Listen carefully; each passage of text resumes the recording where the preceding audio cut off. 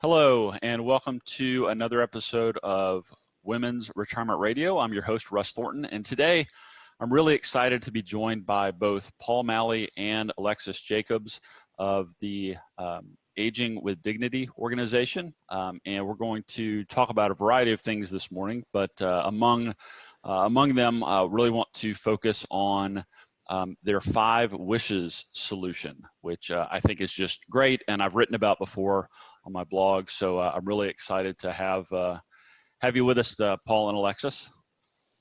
Thanks, Russ. It's great to be with you and with your listeners too. Yeah. So it's been a long time organizing. This did take a little logistical ninjutsu to get it on the calendar, get everything lined up, but I'm happy to be speaking with you guys today. So rather than me attempting to and potentially not doing it justice, why don't you guys tell us a little bit about who you are, what you do, and why you do it?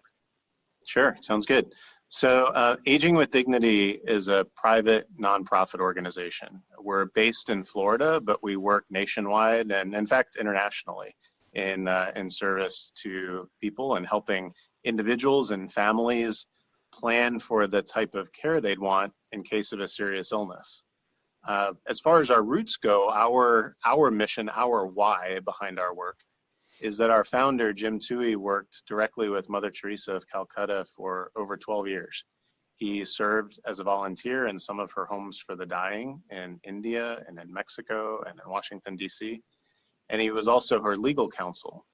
And I think the most important thing to know from that experience is that he saw in sitting by the bedside of those who were very sick that there were some common threads that unite all of us, no matter where we are, no matter if we're rich or poor or young or old. If we're living with a serious illness, we all want to be known. We want our dignity to be acknowledged and respected. And there are some simple ways to do that. It can be as simple as having somebody by your side, holding your hand, talking with you, using your name, those types of things. So we created the 5 Wishes solution that you mentioned, the 5 Wishes program, that just makes it easy for all people, all adults, everybody 18 and over, to put some practical guidance down in writing and talk about it with their family so that if a serious illness occurs, for either you or somebody you love or a close friend, you don't have to guess what they would want. And that's what has spread all over the country. Now we've had 40 million or so people who have used 5 Wishes, people of all ages.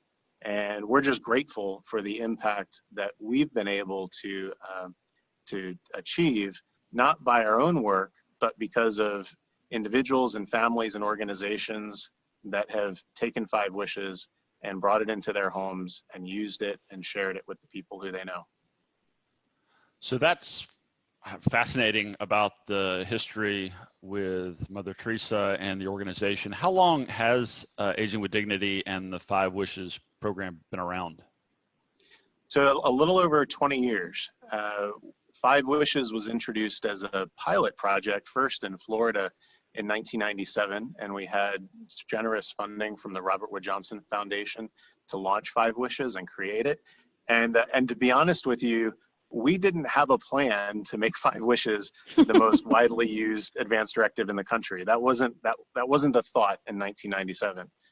But we were quite frankly surprised by the response from families across America who wrote to us just because they heard about 5 Wishes. They read about it in a newspaper story or they saw it on television. It was featured on the NBC Today show. And so because we had families writing to us from all across the country, the Robert Wood Johnson Foundation asked us to create a national version of 5 Wishes. And we were just really grateful to work with the American Bar Association's Commission on Law and Aging to look at the legal issues in all 50 states and to now have a document, 5 Wishes, that meets the legal requirements in 42 states and is usable in all 50 states. So that's how we started, really was from an idea that we saw that 5 Wishes could meet a need for families. And we thought if it could help a handful of families, that would be fantastic. And families responded kind of en masse by saying, this is exactly what we need. send us 5 or 10 or 20 so that we can all work through this together. Well, I don't know that there's a better testament to how effective and easy to use that Five Wishes is than word of mouth and obviously the kind of the grassroots spreading of the word and people becoming more and more aware of it. That's how I actually was introduced to Five Wishes and your organization a couple of years ago. I think I had read an article by another financial advisor that was talking about how they use it or introduce it to virtually all their clients. So I think that's fantastic. So rather than continuing to build the suspense, why don't we tell the listeners exactly what Five Wishes is and kind of what it's designed to help with? Sure. So it's basically an advance directive. It's a legal document that meets the legal requirements in almost all states.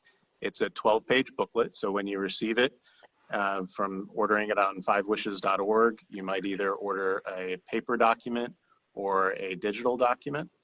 And the first wish lets you name a person who you trust to make healthcare decisions for you. So you're naming a person who would be your voice if you're not able to speak for yourself. And that could be because you're recovering from a surgery, or you were just in a car accident, or you had a sudden illness. It's not only for somebody who is approaching the end of life, it's for anyone who, for even a limited amount of time, can't speak for themselves. It answers the question, who would speak for you? Then the second wish touches on the question of life support treatment, when you would want it or not want it if you are approaching the end of life. And then the third, fourth, and fifth wishes are what really separate Five Wishes, and I think strike at people's hearts, because it talks about what would help you to feel comfortable, what would help you to feel like your human dignity is being acknowledged. It talks about physical comfort, if you'd like to have people with you, if you'd like to be at home, if you'd want somebody holding your hand, if you'd want to be massaged. And some people are all about the massages and they want to be massaged, and other people say, I'm ticklish, I don't want anybody touching me.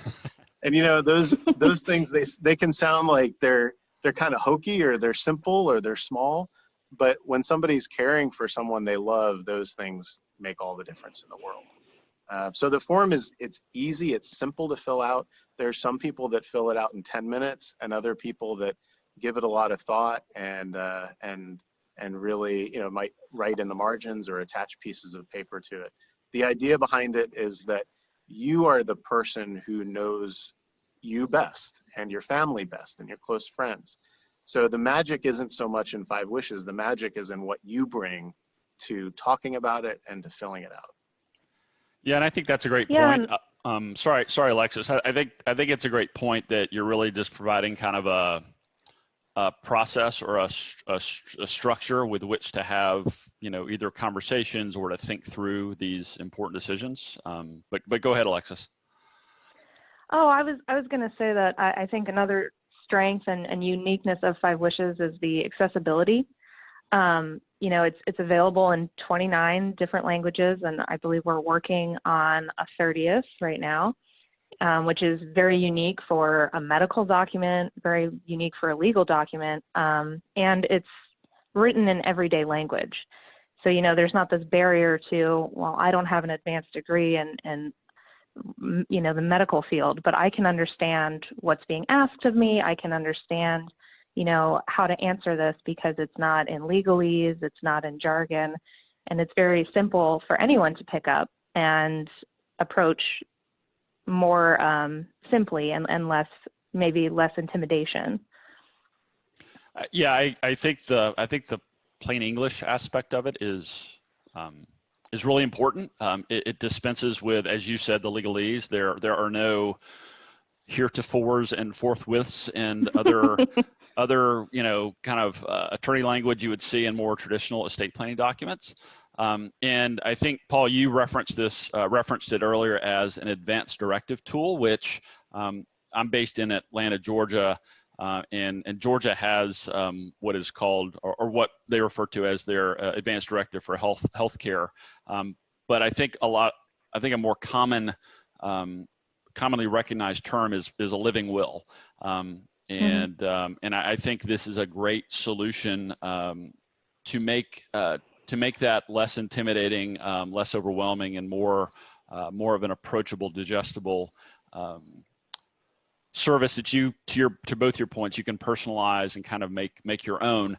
To be clear, this does not replace your will and last testament. It does not, replace any other like power. You can, I guess, as you said, with the first of the 5 wishes, I guess you can essentially designate what would essentially be a power of attorney for healthcare. Is that accurate, Paul, or is that outside of the 5 wishes document?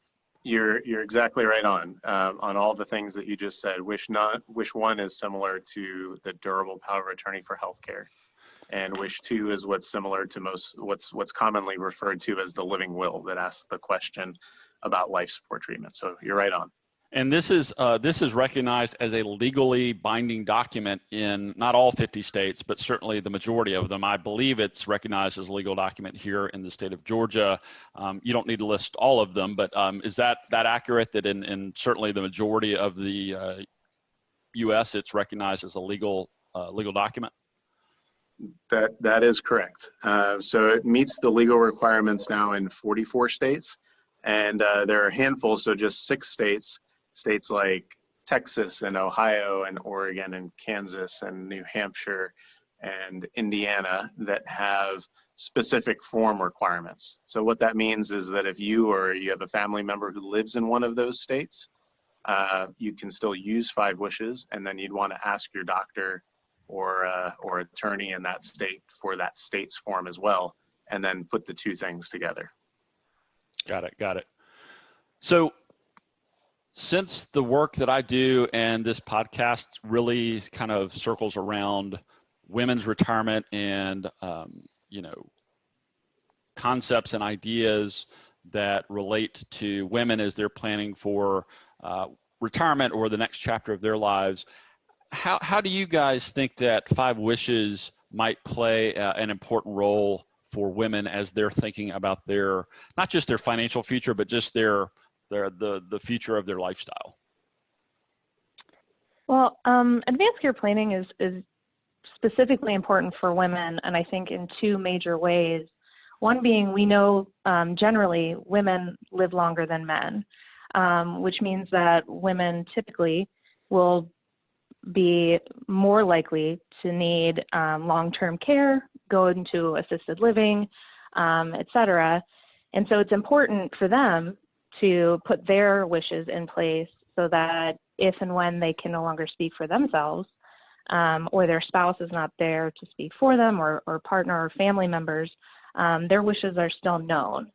And that kind of goes into the second point, which would be that, while women are more likely to need and receive long-term care, they're also more likely to provide it. Women tend to make up the majority of caregivers in the country, whether they're caring for a spouse, a friend, a family member, even children. Women are more likely to take up the role of informal caregiver, which makes it particularly important that the entire family has an advanced care plan in place, just to help alleviate some of the stress and, the burden of choosing that would fall on her shoulders if and when something were to happen. And I mean, Paul and I were talking earlier, anecdotally, we receive calls all the time, and it's usually the kind of the matriarch of the family who's calling in. She's most likely to be the one to kind of prompt the rest of the group to engage in the conversation. And, whether that's just her family role or whether that's more culturally regular for women to feel less intimidated by conversations about death or planning ahead, that does seem to be the case. It's a uniquely kind of female caregiver role that I think gets taken on in those situations. So it's particularly important for women to plan ahead, whether there's a barrier to financial resources, which I'm sure you deal with in your work as well, or if it's just being that matriarch. That's usually a role that's taken on by women more often than men. Yeah, thanks for that, Alexis. I couldn't agree more, and I've experienced that both personally in my family, and certainly among my clients who are either aging or I'm working with adult children who are having to now think about caring for their aging parents. And yeah, Right. that role often falls either deliberately or not so deliberately to the adult daughter. And yeah, I often find them in that caregiver role, at least in some regard. So I think, to your point, it's smart to think through and have some structure around these potential decisions or caregiving needs, before you're kind of knee deep in it. And so I think there's a real opportunity here to think ahead, plan ahead, especially around kind of the questions and the conversations that can be spurred by each of the 5 wishes. So thank you for that. Clearly, I think, Paul, you said earlier that there have been like 40 million people that have purchased and or used the 5 Wishes program. So I've got to think that among that number of people, you guys have had some interesting stories and some great successes. Could you share one of those with us? Sure. Yeah, and those are the things that really give us the fuel and the passion for our work and the dedication that we have to be of service. And you mentioned that 5 Wishes doesn't take the place of the last will and testament, and that's true, and I want to echo that. But I think some of the motivations that people have are similar to the reason that they would contact an attorney and set up a last will and testament or work with a financial planner.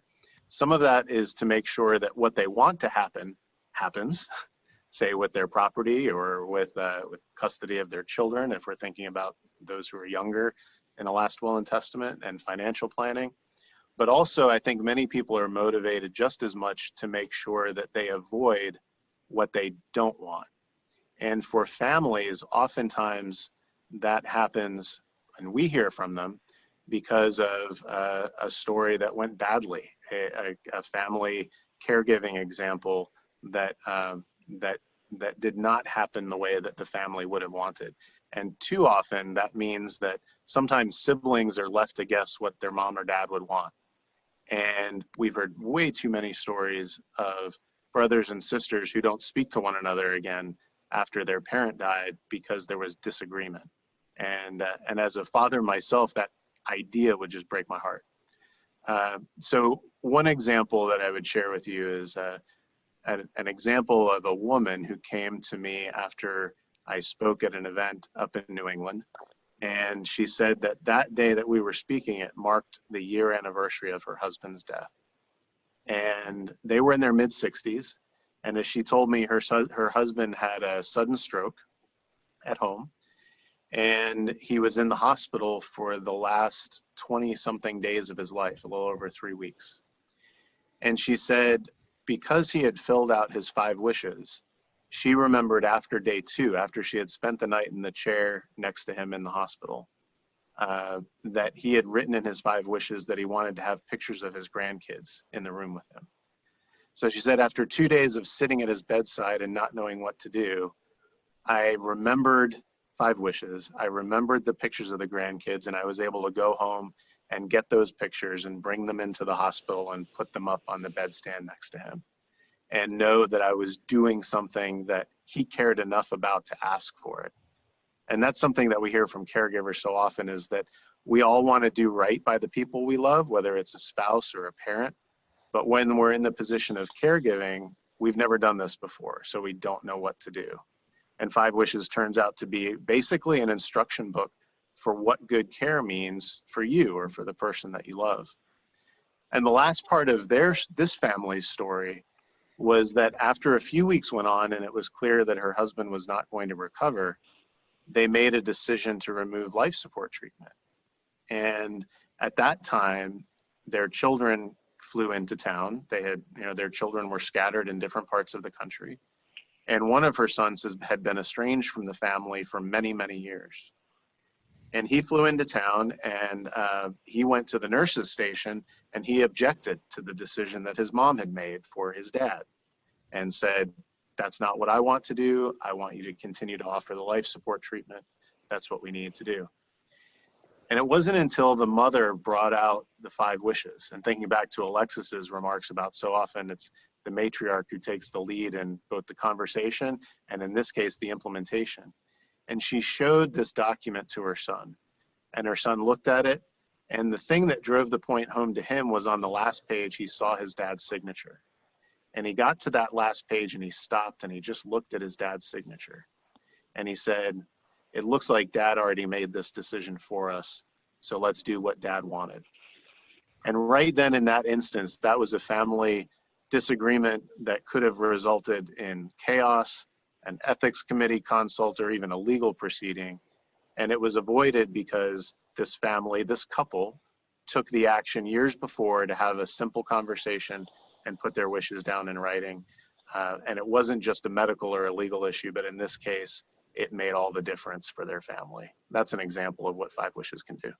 Wow. And I can only imagine that's one of probably dozens, if not hundreds of great stories where 5 wishes has really helped make a difficult situation a little less difficult for all people involved. That's right. Is it, something just came to mind. So let's say someone completes the 5 wishes, and let's say they're in their 60s, for example. Does it make sense for maybe every couple of years to review it again? Have you found that people's wishes change over time depending on changes in life circumstances or family matters or whatever the case may be, or have you found that it's usually a pretty evergreen document once they complete it the first time?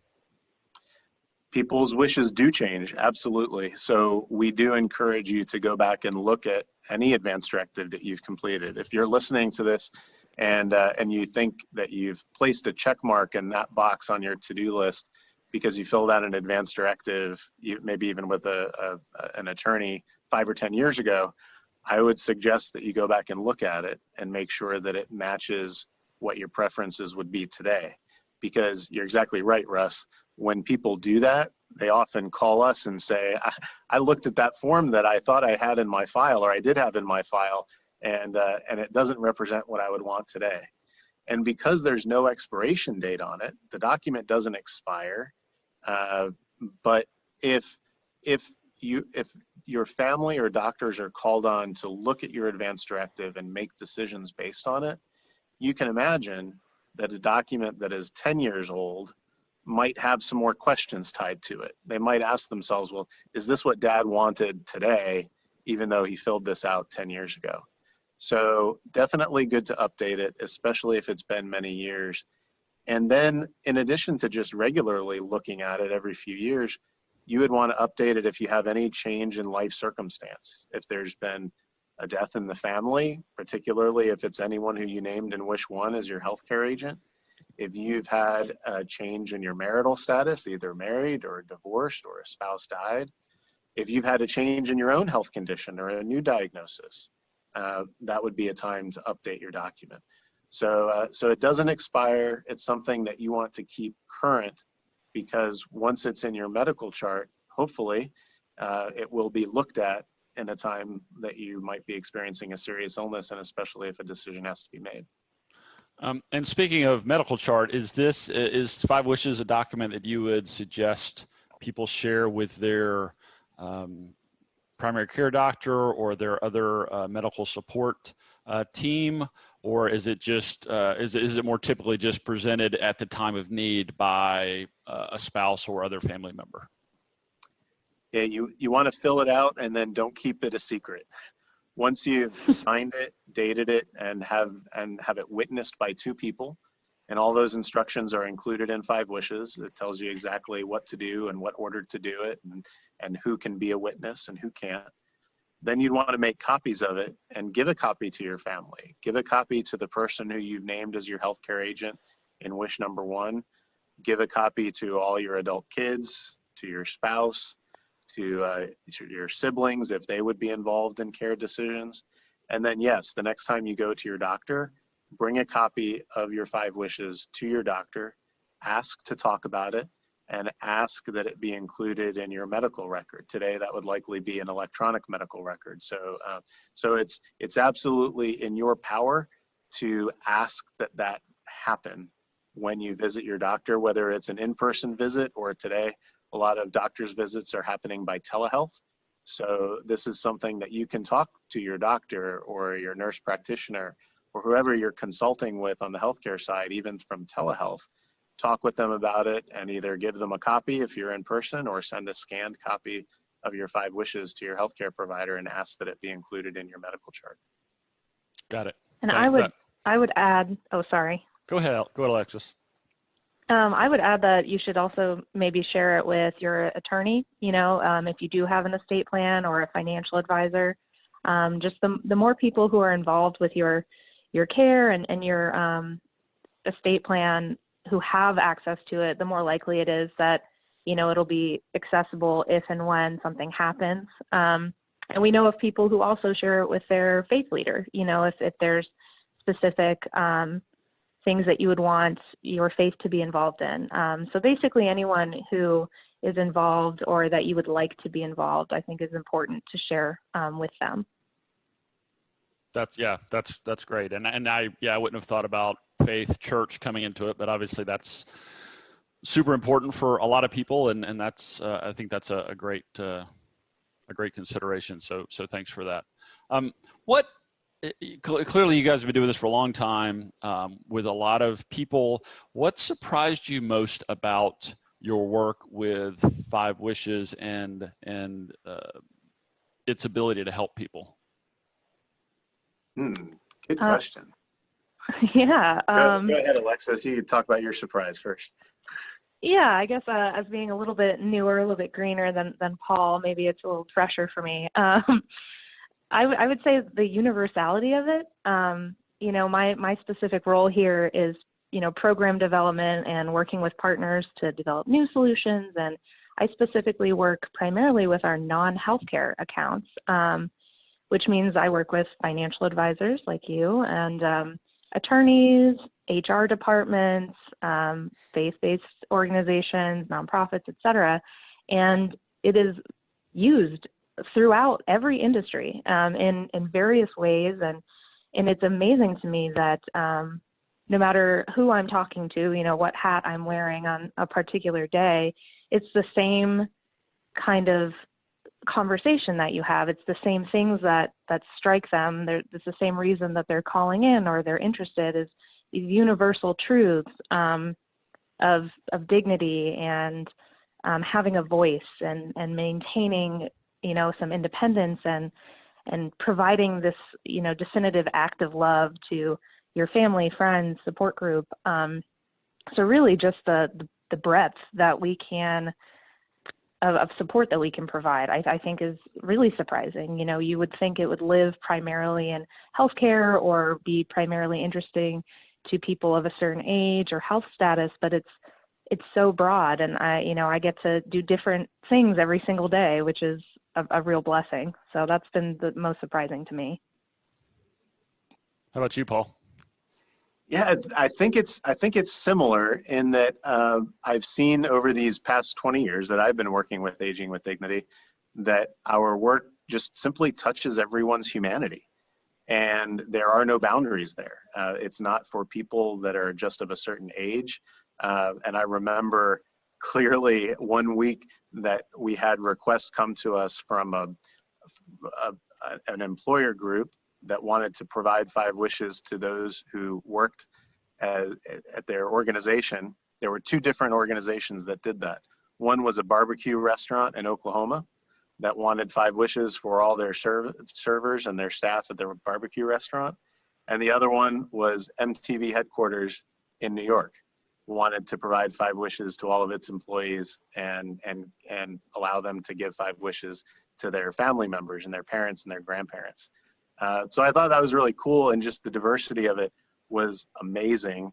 And I think the breadth of people that we're able to serve at Aging with Dignity through the 5 Wishes program, there are no boundaries. So we're grateful to be of service to families, and we're especially grateful for, quite frankly, for people like you, Russ, who pick up the word and spread it, who fold it into the services that they provide, that you provide as a financial advisor, as a trusted advisor, as an expert. 5 Wishes is good, prudent planning that makes sense for everybody. Well, I appreciate that, and that's interesting to hear both of your perspectives on the universality of 5 Wishes and its application and helpfulness, but also just a couple of examples that you gave, Paul, of such a broad spectrum of needs and use cases. So thank you both for that. Clearly in my mind, it seems like this that 5 Wishes would be really something to consider as people get into their 50s, 60s, and older. Is there, in your opinions, is there a too young age? I mean, does it make? Can you think of a situation where it would not make sense for someone to think about and complete 5 Wishes? And the reason I ask is, like, I often think about, as children become adults and they reach the age of majority, I think a lot of parents perhaps mistakenly think that in the event of a car accident or whatever, that they can just automatically step in and speak for their children. And that's, my understanding is that's not necessarily always the case. So could you speak a little bit about not just the types of people, but maybe the different ages where 5 Wishes might play an important role? Sure. And the simple answer there is that no age is too young. 5 Wishes is intended for all adults, so everybody 18 and over. And we even have additional resources for younger children, a document called My Wishes for Young Children, and then Voicing My Choices for adolescents and young adults, mostly aimed at those younger people who are living with serious illness and planning for their care based on their current serious illness diagnosis. But Russ, you're right. The question comes into play for even our young children. My son is now 18 years old, my oldest son, and that's the time that he should be filling out 5 Wishes. And we hear that in college campuses often. We, whether it's in person or virtually, are often guest speakers in college classes. Sometimes it's in their School of Business, sometimes it's in humanities or religion or healthcare, their medical department, or nursing school. And oftentimes they come to us and say, well, this sounds like it would be a great idea for my parents. And we say, yes, it would be good for your parents and your grandparents. And the best way to bring it home to your family is to fill it out for yourself first. Because young people do have especially the vulnerability to either a sudden onset of a serious illness or an accident. And when we think, even from a legal perspective, the big landmark cases that have happened in the United States regarding end-of-life decisions, I'm thinking of Terry Schiavo, Karen Ann Quinlan, Nancy Cruzan. All of those cases involved women in their 20s who had not given any instruction about what they would have wanted. So I think that just shows the point that this is something that should be talked about by people of all ages. And the best way to do it is to gather the whole family together and have a conversation that includes grandparents, parents, and even adult grandchildren. Got it. Yeah, I think those are all great points. So hopefully those of you out there listening will take that to heart and seriously consider, looking into 5 Wishes for your own personal situation as well as that of your family and friends. So Paul and Alexis, I get the feeling we could probably talk for hours about this. I love hearing the stories and the reach and the impact that that you and Five Wishes and your organization have had and continue to have. But in the interest of time, I want to ask another question, and then we can kind of start to wrap things up if that's okay with you guys. If there were one thing that women who are thinking about or preparing for retirement could take away from our conversation today, what would you want that one thing to be? Well, I would say that to give themselves the gift of peace of mind by doing these kind of pre-planning steps and putting a plan of care in place for themselves, providing that to their loved ones, their support team, and making sure that, you know, if and when something were to happen to them or to their loved ones, you know, they're not going to be the ones, you know, burdened with making a choice that they don't know, you don't know the answer to. So give themselves the gift and give the gift of peace of mind to everyone that they care for. I think it's important and to take that and consider it a gift to themselves. Anything you would add to that, Paul? I think that's a perfect one thing. That's the right thing to do. I agree, and it brings to mind something I often say, which is, you know, whenever we take a commercial flight, they always tell you to put the oxygen mask on yourself first before you can help others. And I find that many women just naturally assume that caregiving role, sometimes at their own personal expense, whether that's health or financially related. So I think it's a great suggestion, Alexis, that they use a tool like Five Wishes for themselves to create some peace of mind and some comfort and to address these things before a potentially, you know, long-term care or end-of-life situation is staring them in the face. So thank you both for that. As we wrap up, Alexis and Paul, what's the best way for people to learn more or to get in touch or to get their own copy of Five Wishes? Sure. So the simplest way is on our website. It's fivewishes.org. It's five spelled out, fivewishes.org. And there I'd suggest you do two things. The first thing is click on the option for individuals and families. And there you can see what types of Five Wishes are available for you and your family.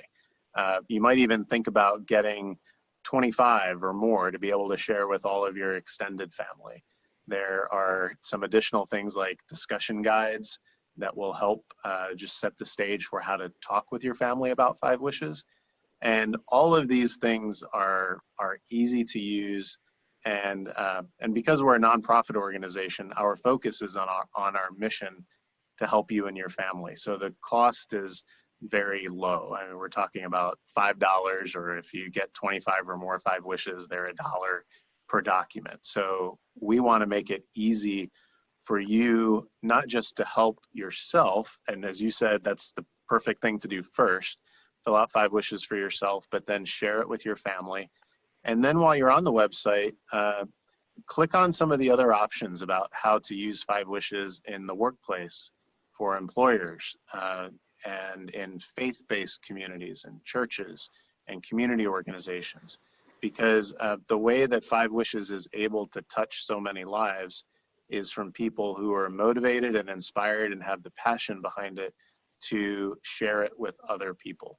So that's what we hope you'll do, is use Five Wishes for yourself and your family, and then think about who else in your circle, in your community, the people who you work with, the people that you see every day, that you might be able to share it with. Yeah, and I can only echo Paul's comments. Definitely go to the website, fivewishes.org, navigate around it. It's very easy to navigate and intuitive. If anyone listening to this wants to reach out to me, this is Russ. Feel welcome to reach out to me if I can, help facilitate any of these conversations or discussions or add anything to the process. I'm happy to help. But again, it's very plain English, easy to use, easy to follow. I would say the best step is just to reach out to Five Wishes directly and get yourself a copy and start working on it. So with that, before we wrap up today's episode, Alexis, Paul, any final thoughts? Anything you would add to our conversation today? Well, I would add my thanks to you, Russ, for giving attention to this topic. I think it fits well with all of the information and education that you provide to your listeners, but sometimes, too often, it kind of falls through the cracks, and it seems like it's so far off, and it doesn't get the attention that it deserves. So thank you for giving attention to this important matter and for the service that you provide through the information and the education that you share. Yeah, I mean, yes, I echo Paul. Thank you so much for reaching out to us and for your patience as we worked through a couple of logistic hurdles. I would just encourage anyone listening to not be intimidated. Advanced care planning is not as scary as it may seem, and we're here to support you. So reach out. Well, thank you both. I appreciate your time and willingness to share, more about who you are and what you're doing as both an organization with a solution and a program like 5 Wishes. When I publish this episode, I'll be sure to include links to the 5 Wishes website and other resources. And as always, if anyone has any questions or needs help connecting with 5 Wishes or Paul or Alexis, please feel welcome to reach out to me directly, and I'm happy to help facilitate that in any way I can. With that, thanks again for listening to this episode of Women's Retirement Radio, and until next time, take care.